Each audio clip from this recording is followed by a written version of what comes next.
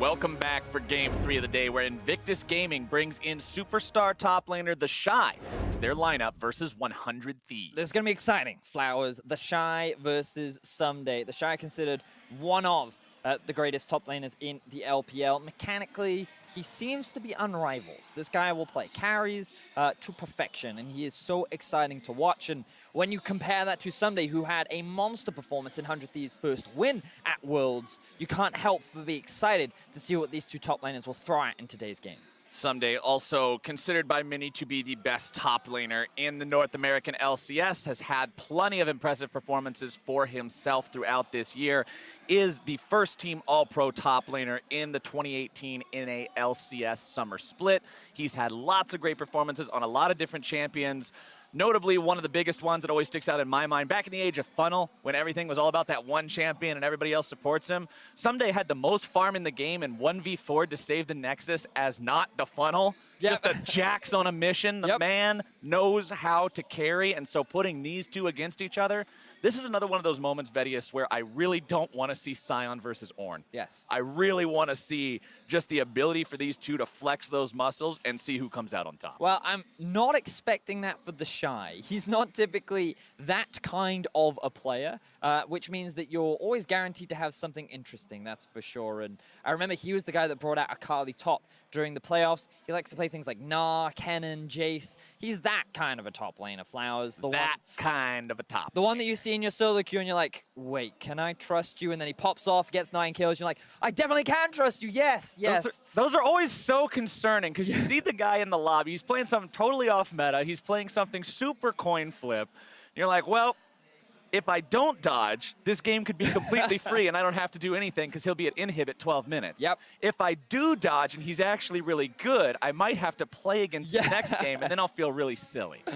Well, we'll see what Shy shows up today. I'm always excited to see him, but we've got to talk about everyone else on these lineups as well, because yesterday we saw IG smash Fnatic. I don't think there's much of a better word for it, really. There were a couple of mid-game fights where Fnatic kind of looked favorable, but outside of that, IG were in full control of the early game. Ning was just hard camping bot. Jackie Love had a stellar performance. Rookie was putting Caps in his place. And that mid laner, when we think back to 100 Thieves versus Fnatic, it was Caps that was finding solo kills onto Ryu. You've now got the guy that dumpstered Caps going up against Ryu. Yeah, and granted, now in both of those situations, Caps dumpstered Ryu as Irelia into Syndra. Irelia can completely blast Syndra. And in the same vein, it was Rookie on Syndra versus Caps on Swain, and that is another counterpick matchup. So both of them had dumpster-enabling matchups, but at the same time, the dumpster was strong. And so we've really got to be concerned for 100 Thieves. Can they mitigate that? Can you manage to get Ryu in a position where he's able to survive and lose gracefully to Rookie? No one is expecting Ryu to be able to go head-to-head with them, but you can't just allow him to find solo kill after solo kill after solo kill and take over the game. Exactly that. And while things definitely look a little dire for 100 Thieves, given how Invictus have been playing so far in the group stages, we've seen upsets. G2 already has beaten Flashwolf so far in the day. It is the World Championship, and after 100 Thieves found their first win yesterday against G-Rex, well, the one thing that we can say is Sunday's performing well, Rakara seems to be getting into the flow of things and can be a carry, and Afromu, when he gets his hands on things like Thresh, he's able to make those plays. So we'll see how these two stack up as we jump into the draft. Afromu always been known as a playmaker kind of support. The man with the plan. He does a lot of the shot calling, a lot of the leadership for his teams, and hopefully, if you're a 100 Thieves fan, you'll see him on something similar today, making those similar kinds of plays. As we get into the draft, though, a lot of respect to the top lane from Invictus Gaming, taking out the Aatrox, taking out the Urgot. Those two most popular top laners at Worlds so far will not make an appearance here in this game. 100 Thieves, they want to keep Rookie off of something that can snowball everything from the mid lane. Who knew? Akali banned away, as well as Rakan. Tom Kench will be the final ban in Phase 1 from Invictus. So nothing too crazy coming out for Invictus. A little surprising that, given they're on blue side, they would look to ban away both the Aatrox and the Urgot.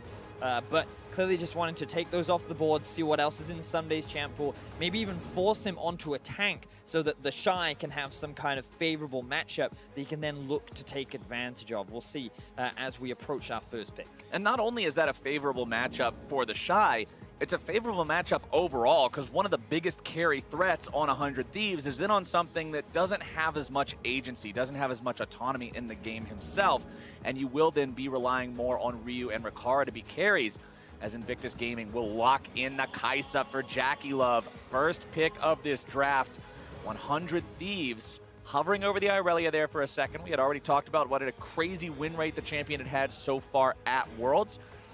Let's see what they decide to go with overall, though. Thinking about that Varus, they'll pick that up for Rikara. So they'll get him something pretty safe and solid for the laning phase.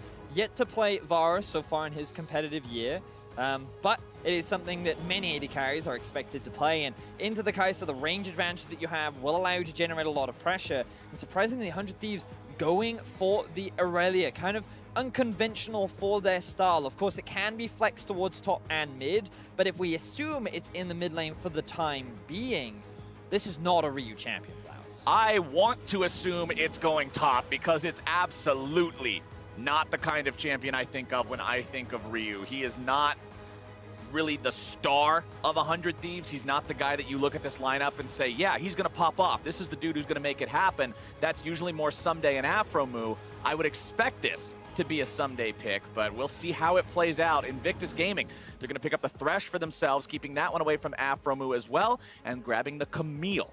Now, I'm primarily expecting this to be in the jungle for Invictus Gaming, given that so far during the regular season, it was something that he played a lot of. It was one of his go-to junglers alongside things like Xin Zhao and Gragas. And that's not to say that the Shy obviously can't play it. There's always that flexibility option, but it is something that is comfortable for the IG jungler. And what we saw yesterday was when he gets his hands on a comfort pick, he is very effective in terms of early game playmaking.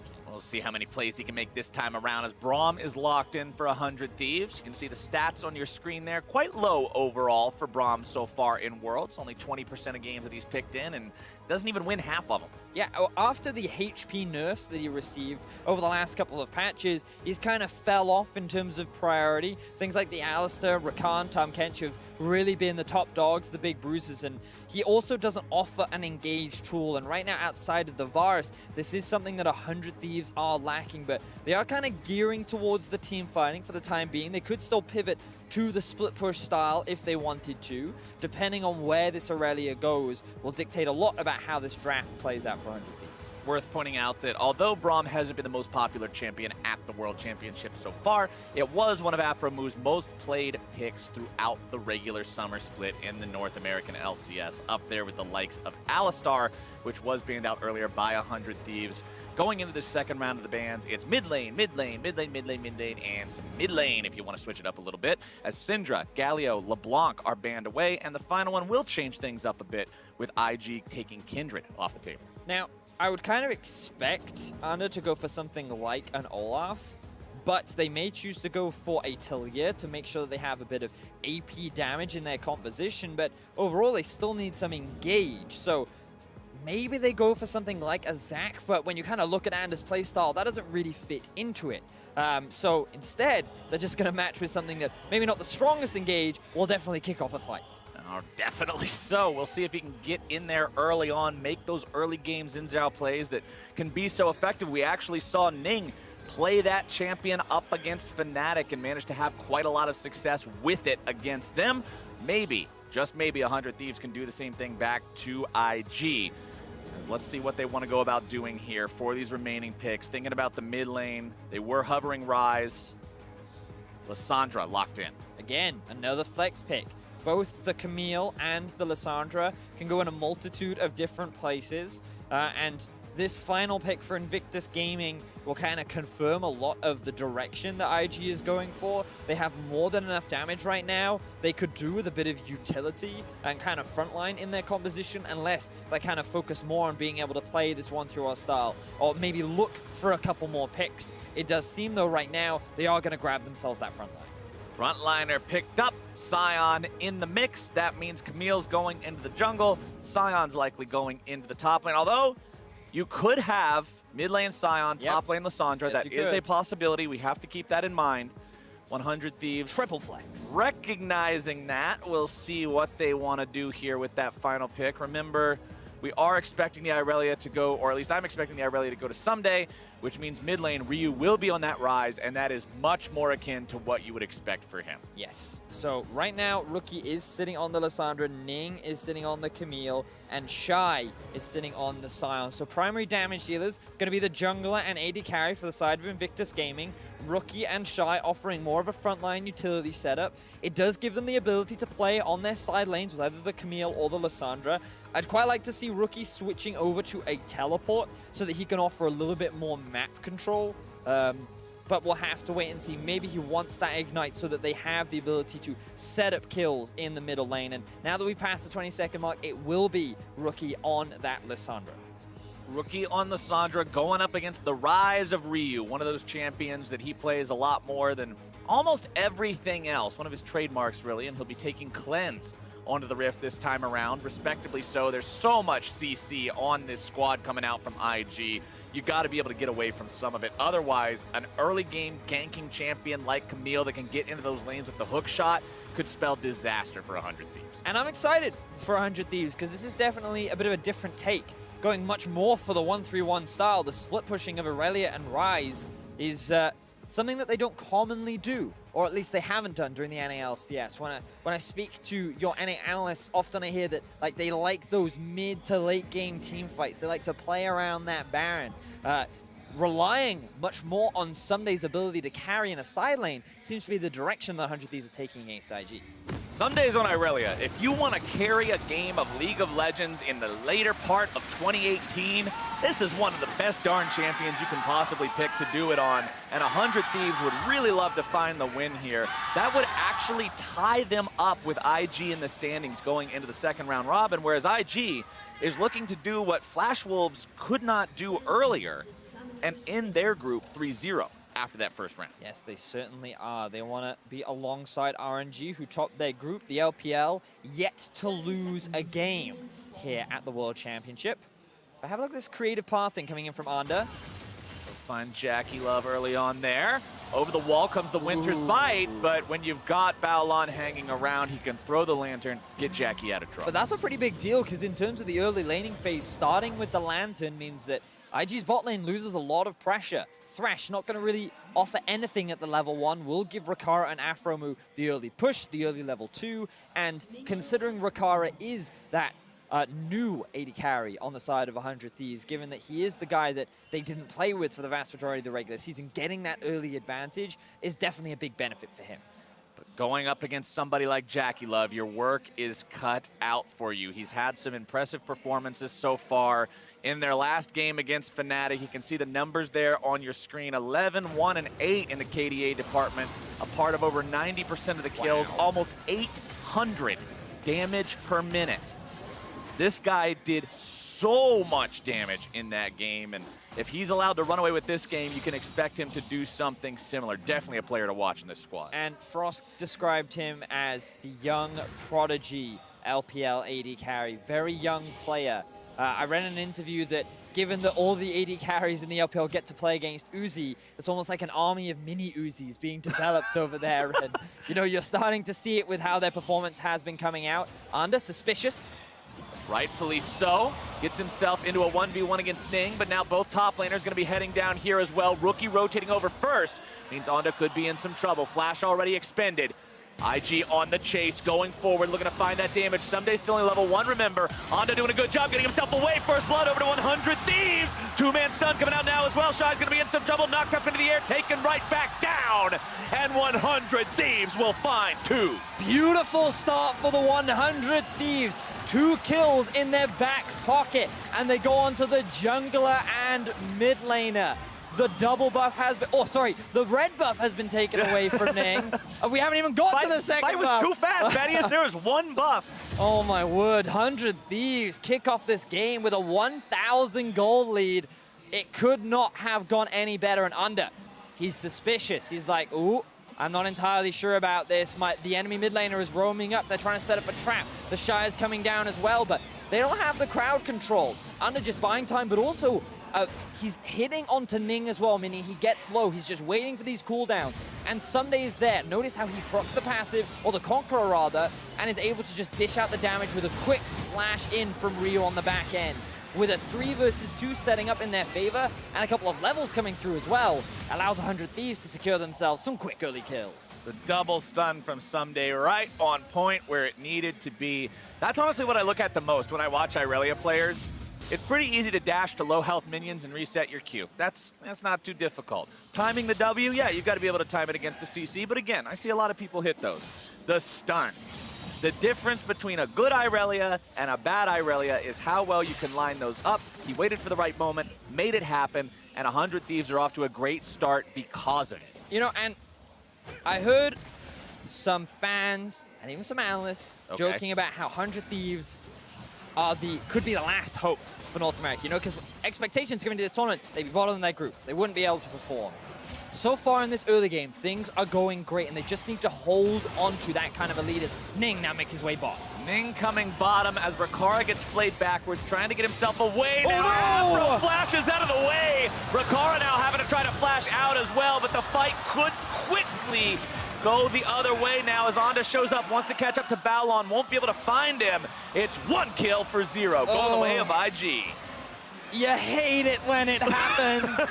Afro he flashes out of the way of his AD carry, and Baolan is able to find the hook onto Rakara. All the summoner spells are now gone in the bot lane. 100 Thieves, they still hold on to the gold lead for the time being, but Ning doing what he did against Fnatic yesterday. After a rough early start, immediately comes back towards the bot side of the map. The wave is pushing.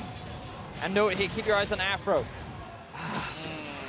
I'm sure it's instinct, or I don't know what it is, but if he'd soaked up that hook, maybe they could have bought enough time for Under to join the fray and turn this fight in their favor, but you hate to see it. Everyone's had it happen to them once before. We've all been there. We've all been there, but for the side of 100 Thieves, their AD carry is going to lose a little bit of that early momentum, I guess we'll call it. Still pretty close in terms of farm, but did have to go back to base with a less than optimal buy. Returns to the lane with a Vamp Scepter. The Kaisa having a BF sword means a big advantage there in terms of trading power for Jackie Love as Onda makes his way towards the top part of the map. The Tri-Brush is warded. IG is aware of what 100 Thieves could be up to here. They're going to send Ning into the top side. The Blast Cone was taken. Onda gets himself out of there.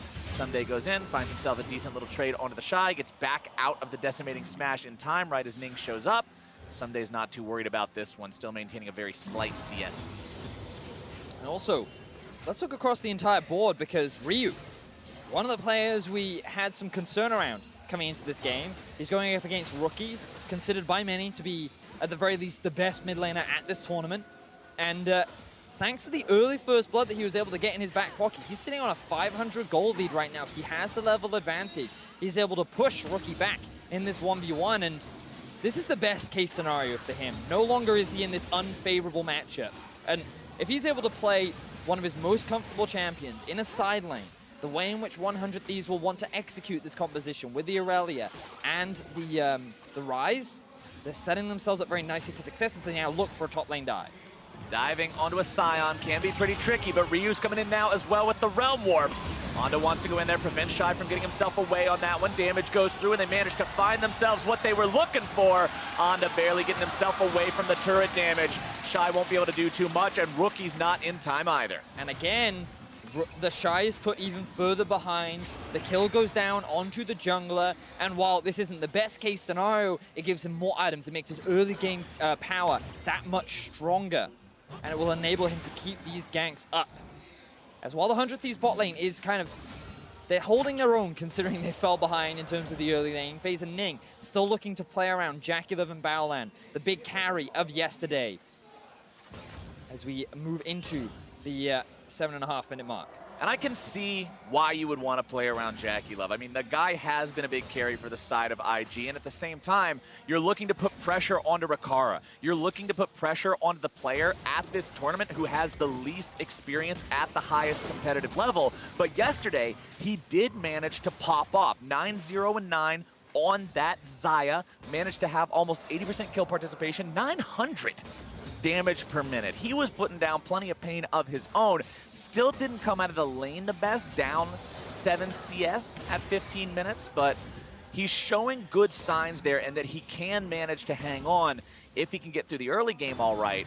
But IG's really looking to shut that down. Level 6 available for both bottom laners on IG. Only available for Rikara on the side of 100 Thieves. Afro still needing some more creeps. Yeah, and I think you described it very nicely. Very little experience, but stepping up for 100 Thieves. We already talked about how there's very little expectations put upon this team, and finding one win against Q-Rex means that not all hope is lost. And even if they lost against Invictus Gaming, there's still a potential to find a win over Fnatic. And it's all about consistency in this group. And right now they hold on to the gold lead. Yes, when you kind of look at scaling, you're still looking at JackeyLove and you're looking at Ning and you're kind of afraid of what this AD carry can do in the late game. We know how capable of an AD carry JackeyLove is. But for now, 100 Thieves, they're playing towards their game plan. The Rise in a great spot. The Aurelia in a great spot. Under, still primed and ready to throw out more and more ganks as we approach that 10 and 15 minute mark. They need to keep getting these soul laners ahead so they can split up the map and win in a similar way to what we saw from G2. Ryu trying to get himself away from IG, who go in for the flash into the Hextech ultimatum. JackeyLove's going to be following that one up now as well. Ondo walking a bit too close, likely going to be taken down here too. It's 2 kills going the way of IG. And 100 Thieves need to recognize that they don't own the bot side of the map. It is JackeyLove and Baolan that had the push. It was Rookie that saw Ryu moving into his own jungle, and all the vision had been set up to allow Ning to steal this buff away. IG, with a very quick punish, find themselves 2 kills. This seemed so weird to me. Ryu sees Rookie walking up. He's like, okay, I should run away. Then he doesn't even take the blast cone and starts hitting blue. Yeah, maybe he thinks that they've started it for some reason, but really good setup there from Ning. Immediate follow-up from JackeyLove because the stun lands. And you can see that Afro just trying to get the lantern in for his teammate to get him out of that situation. The frustration on Ryu's face means that now IG come back into this game. They've reclaimed the gold lead. The bot side of the map is definitely swinging in their favor. And more importantly, Rookie has 2 kills in his back pocket. The Brodo Belt has been completed, and that solo lane that was going well for Ryu, now not so much. Yeah, it's pretty tough, especially when, I mean, on the Rise, you're going for the tier first. You want to get that stacking up. Not necessarily a big combat item early on, and Lissandra going for Proto Belt, that's a pretty cheap first item compared to most others in the game. A couple hundred gold lower than a lot of others at least, which means that Rookie's got himself a very nice power spike now compared to what Ryu's able to do, and especially if Ning wants to show up in the mid lane again with Ryu showing that he's vulnerable, showing that he can be taken advantage of if you catch him off guard. It could get scary. We are also seeing the Aftershock Lissandra come out from Rookie. We saw it coming out from Licorice during the play-ins, and it seems to be more of a popular shift, where Lissandra goes much more towards the tanky route. And while you can still build burst and damage in your itemization, the fact that you can get those bonus stats, the fact you can be a little bit tankier in terms of the late game team fights is very valuable. You can see Rookie going in, taking advantage of that Aftershock right now. Cleanse coming out from Ryu to keep him alive and get him away, but just barely. Man, Rookie's scary. And even on Lissandra, where a matchup that it's not super favorable is close to finding a solo kill onto Ryu. Speaks leaps and bounds to the skill of this individual as Ning now hangs around the bot side of the map. Speaking about leaps and bounds, Ning wants to jump right into this lane, go after Rikara and Aphromoo yet again. Hextech ultimatum, ready to be issued. Chains of Corruption fired off too early, and there comes JackeyLove. Rikara is out of the picture immediately. TP channeled by 100 Thieves, but it has to be canceled. Aphromoo is left for dead, and Jackie grabs 2. And Ning does what he did to Fnatic and attempts to shut down the bot lane of 100 Thieves. A beautiful gank is set up by Ning, given that 100 Thieves just don't have the vision control. JackeyLove now secures himself 2 kills, and they will find themselves first tower of the game. When you talk about IG, you think about individual talent and you think about a bloodlust, a desire to play aggressive and find these plays, and this showcases both. And the problem for 100 Thieves is they don't respect the lack of vision in the bot side of the map. Ning, I don't know if I can call that a sidestep, because his E was going to a set point, and unfortunately for Rikara, he just misses the ulti. meaning that without that additional bit of CC, even with the flash, it's not enough to escape from the IG jungler. And this man has been on form, setting up his bot lane for so many kills. He did it against Fnatic, he's doing it again today.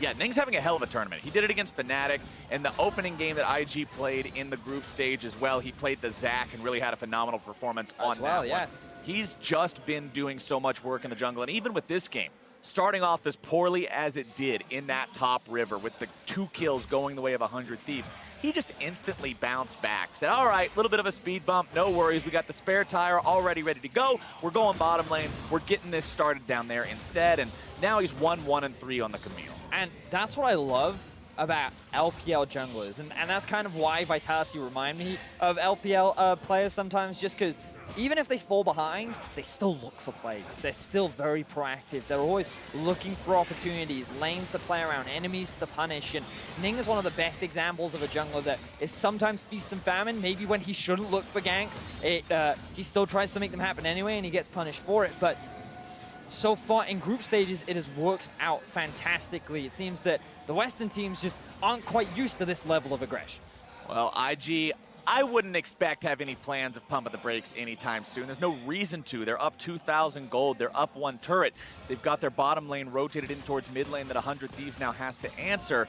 Ryu's hanging out topside along with Rookie being rotated up there now as Someday and the Shy will be set up here in bottom lane. Shy went for Thornmail before anything else this game, wanting to try to shut down Someday a little bit in the 1v1, but Someday's still winning by about 25 CS down there. It is the only part of the map that 100 Thieves are in control of. Yep, and that's simply because Someday has now moved down there. 100 Thieves will look to trade the Drake for the Rift Herald, given that IG had swapped their bot lane actually over to mid, and they'd moved Rookie to the top side of the map. Realm Warp comes through. All right, it's not quite a Drake trade play. Instead, they're looking to make the dive onto the Shy. The 3-man collapse to go after him. Ryu's going to be the one soaking the aggro for now. Flashes out to make sure he doesn't get killed off by the passive from Sion, as Rift Herald is summoned up here in the mid lane, and the push comes in from IG to take turret number 2. I like the fact that 100 Thieves are able to find themselves another kill, but IG quick to respond. They convert it into 2 towers because Rookie was still pushing in the top lane. They had the Rift Herald, and the gold still goes in the favor of IG as they look for another one. IG is just building this lead with no signs of stopping. Balon and Jackie Love not afraid of anything. Now going to be making the aggressive move onto the 100 Thieves players. Rikara just can't find these chains, and it will likely have dire consequences yet again. Balon's going fishing, and he caught 2 big ones. It's 5 members of IG breaking into the base at 16 minutes.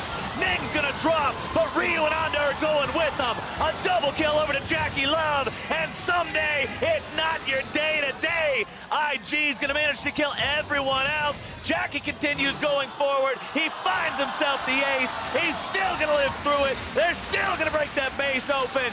It's not even 17 minutes, Vedius. And IG dismantle 100 Thieves. They had the Rift Herald in the mid lane. They showed absolutely no fear as they set up a tower dive so early on into the game. It all starts with this hook from Baolan. He chunks out Afro move, but then with Ryu showing up and the TP just soaking up time, waiting for the tower to go down. It was a good ulti from Afro, but then this hook from Baolan.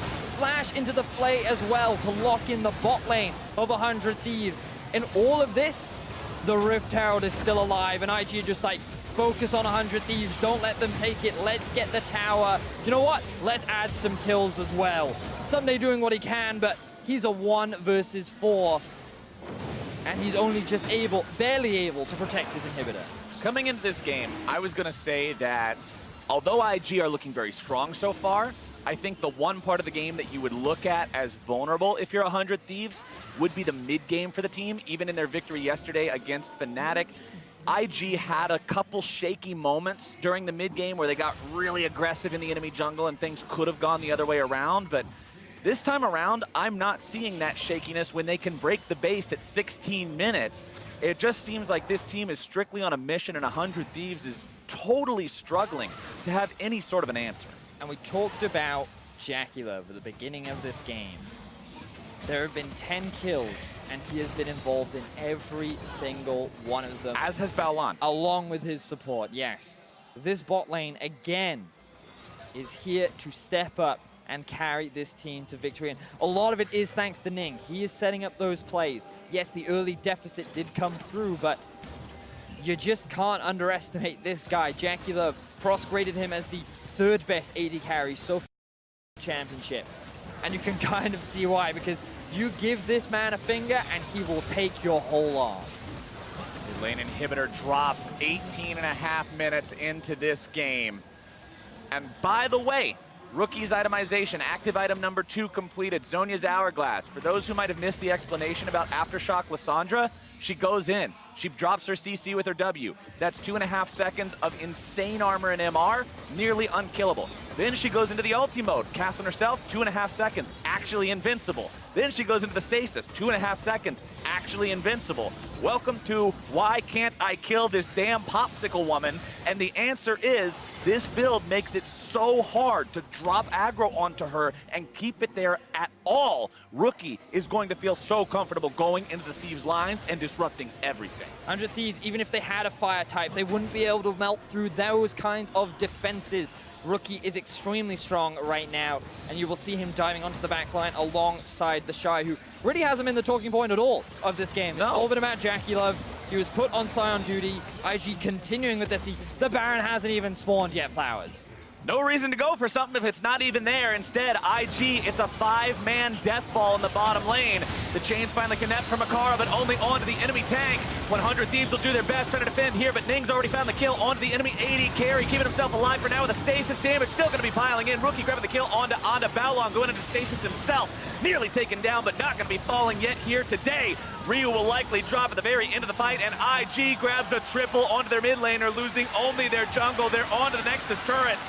And in what I believe is the fastest game so far, barely 20 minutes on the clock, they're at the throats of 100 Thieves. They're at the Nexus itself, and IG will go up 3-0 at the end of the first round robin. Obliteration.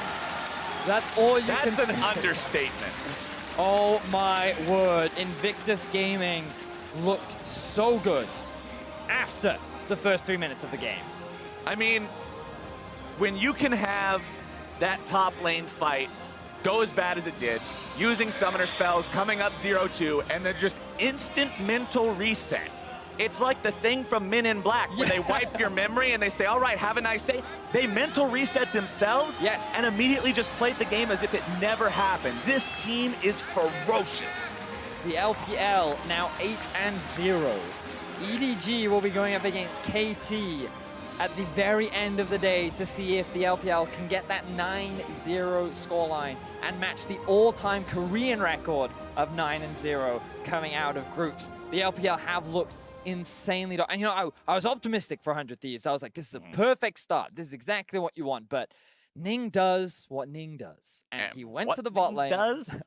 Jackie Love is like, I love you. I love you so much. Get him all those kills. Get him into a carry state. But, fantastic stuff from IG. Fastest win at the World Championship. This team looks scary. They deserved that win here today. No doubt about it. But now let's leave it to the State Farm Analyst Desk to break down the speedy victory. Thank you, Captain Flowers. Fastest game of this year's Worlds, second fastest in the history of Worlds by only 4 seconds. 2025 game time this time around. What are they doing? The World's record is how dare they? 2021. It's actually incredible to me that the game ended this quickly in favor of IG, given the way the early couple minutes of the game played out. 100 Thieves picking up a few advantages in the top lane very early on. I mean, great sets by Onda to start backing off that Skull Crab early, which bought time for the rest of his team to collapse. And then they actually play this really well with Onda E'ing out, and then they hit level 2 and they skill up their abilities. And it's like, hey, 100 Thieves, here we go. Something Western Hope had to like... No, there was no set it Western up. Hope. No hope ever entered my heart with this. Quickly extinguished by the IG bot lane. These guys were on fire this game. And it's nice to finally see see Jackie Love earn his reputation. Again, very young, prodigy ADC. This guy was the guy that Uzi last year was scrimming when he was preparing for Worlds, and he refused to continue to scrim Jackie Love because Jackie Love kept beating him that hard. He felt, I'm not learning anything, it's crushing my morale. So we finally get to see this guy unleashed on the stage, and boy, is he showing up. I mean, he looked incredibly good, but also credit has to be given to Baolan, who was there for all of it and was setting up so many of these plays, had good hook after good hook, and was always there to back up Jackie Love in all of these fights. And I mean, you watch this game, and this is absolute domination. This is two teams that are clearly in a very different class, I think, and IG, not only were they able to capitalize so well on 100 Thieves' mistakes, but the killer instinct to close out the game that fast was pretty insane. MasterCard player of the game going to Baolan, as mentioned. Great performance for him on the Thresh. I know coming into the tournament, a lot of people looked at him as maybe one of the weak links or weak points for this roster. So it's great to see him step up alongside the other performing members. You don't have to say maybe. I will definitely say it for you. Balan is probably the weakest player that the LPL has brought to the World Championship, even if you include someone like Clearlove, and I know Clearlove doesn't have the greatest international standing. And Balan is just very inconsistent. He doesn't really have a playmaking reputation. He used to do some creative things where he would back and then gank the top side of the mid lane on first back every single time because it's least likely to be warded. But outside of that, he's always just kind of been a susceptible point for the LPL teams, especially when you look at Ming and Mako as the other supports that the region brings. Now, with this, the Shy came in today, and we kind of talked about some of the stylistic differences of an IG squad when Duke is in as compared to Shy. I know you say that when Duke's in, they tend to be a little bit more slow-paced, team fight-oriented and whatnot. The Shy comes in, he has a rough time in the top lane because of some of those early kills, and yet that very speedy victory still came through. Yeah, I mean, I was so excited to sub him in. Like, this is the guy that basically single-handedly made me watch more of the LPL. Like, I absolutely... You didn't watch for me? I mean, you're no Shy. But I love you anyway. Yeah, give me that 1v1 and then... Yeah, exactly. Like, he's such an insane carry top lane player that when he got subbed in, I was so excited to see that different style come out. So I've got to admit, I was a little bit sad to see him on the Scion. But this is a guy who, you know, throughout the year, in spring especially, but summer also, you know, while people were saying that it had to be a tank meta, that you can't carry through top, he was proving people wrong with red side counter picks, playing champions like Fiora, Gang, playing Darius, like bringing all these really aggressive picks and playing the lane and the team fighting stage out so incredibly well. With this, though, the LPL remains undefeated in the tournament, and so I kind of want to continue the conversation around how we beat this region. Okay, so I can tell you how to beat each individual team. Okay, let's start with IG then. Okay, so the problem is that people keep targeting the wrong role on Invictus Gaming. Target Ning. Ning only plays 3 champions, and he's got them, all 3 of them, in the World's Championship so far. Xin Zhao, Camille, and Zac. If you deny him those champions, he falls over, and he has fallen over time and time again in the LPL. If he reaches for the Olaf, he's way too aggressive. He needs something that has both in and out capabilities, because this guy likes to go ham, but he's the double-edged sword for IG, and they'll fall on it.